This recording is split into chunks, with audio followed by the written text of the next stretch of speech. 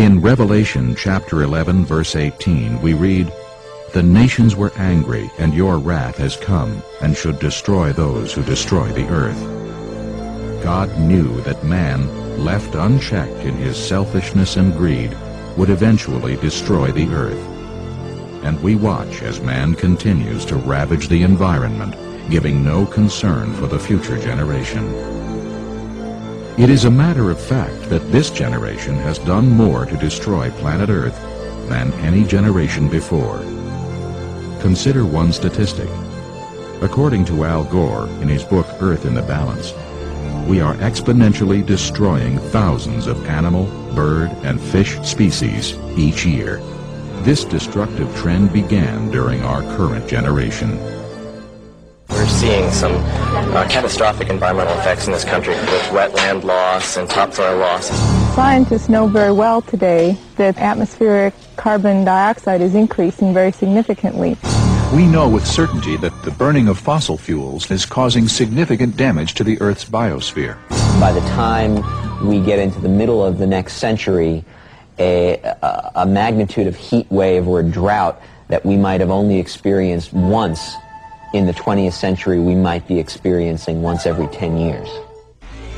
This generation is witnessing tremendous environmental destruction, not due to population growth, but rather to a selfish and gluttonous society that has polluted our water, air, and land, all under the banner of progress and advancement.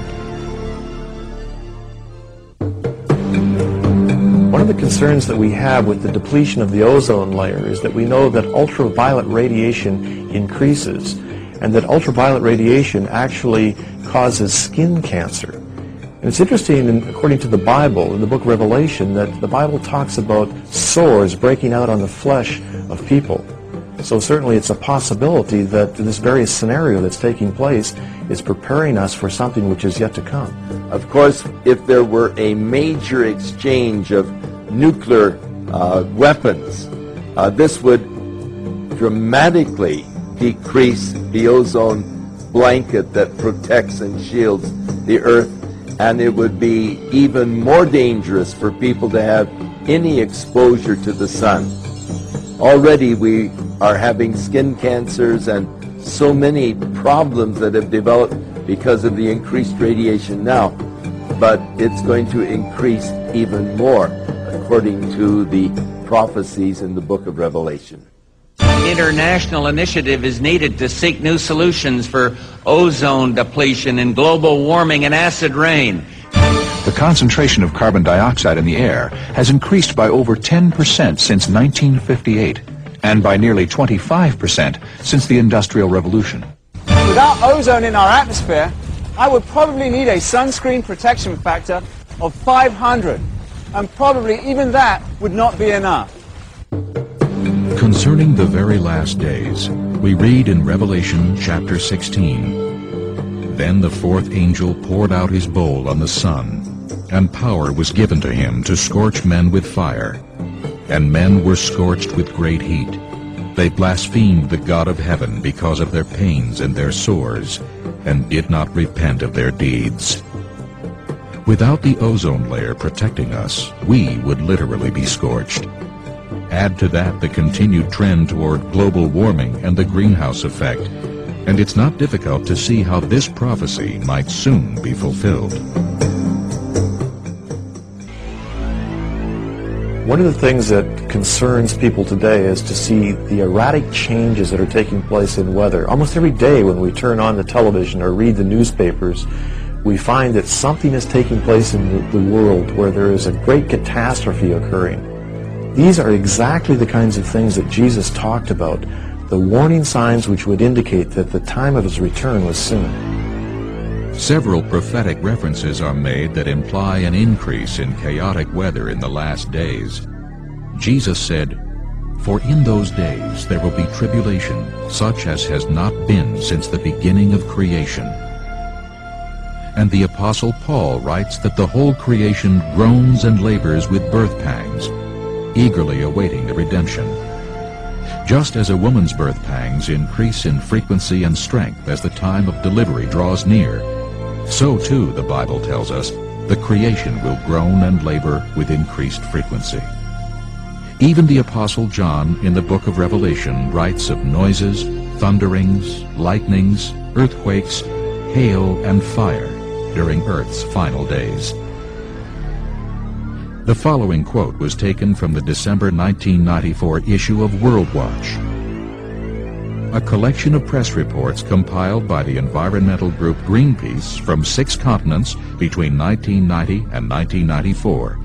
Displays a remarkable litany of the highest floods, longest droughts, most severe wildfires, and worst heat waves ever recorded. They go on to say that since the late 80s, hurricanes have struck various parts of the world with alarming frequency.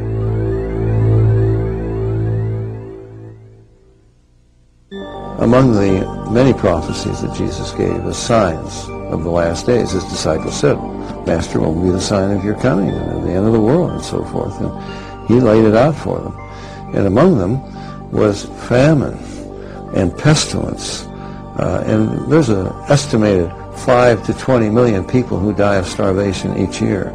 As far as pestilence is concerned, I mean, everybody knows about AIDS. That's an amazing virus that has struck in the last days.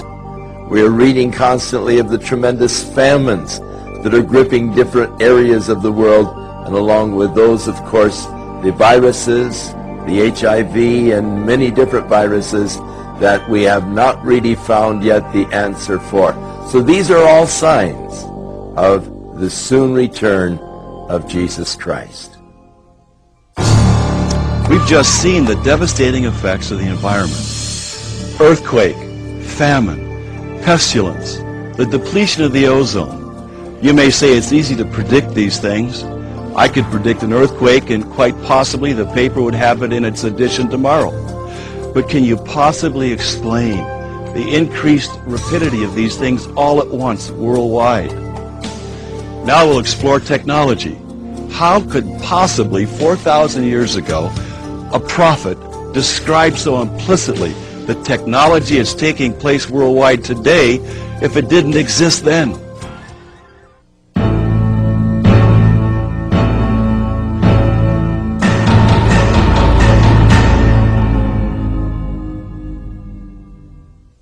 Among the prophecies in Daniel, of course, in the last days, he very clearly specifies the last days, knowledge will increase and many will run to and fro. And I do an awful lot of traveling, probably 150,000 miles a year. And I can tell you, I think of it every time I go into an airport. And I can remember when it wasn't like this. It's amazing.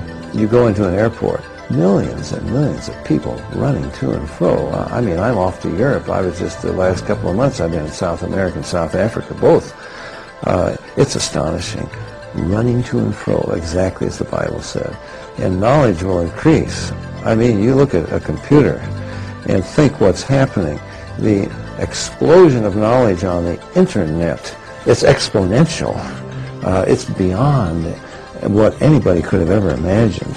And the increase in knowledge is exactly as the Bible foretold.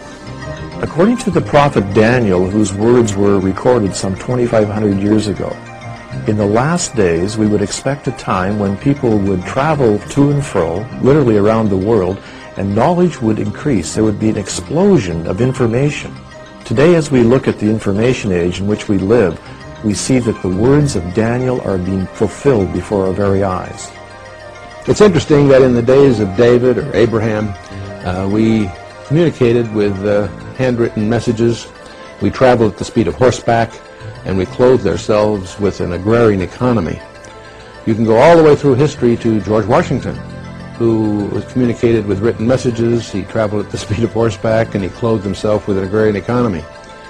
And here in just a short time, we now communicate at the speed of light, we travel at the speed of sound, and we create the very atoms and molecules that we desire for synthetic fabrics. It's incredible to realize the speed at which technology has enriched our culture from a technological point of view.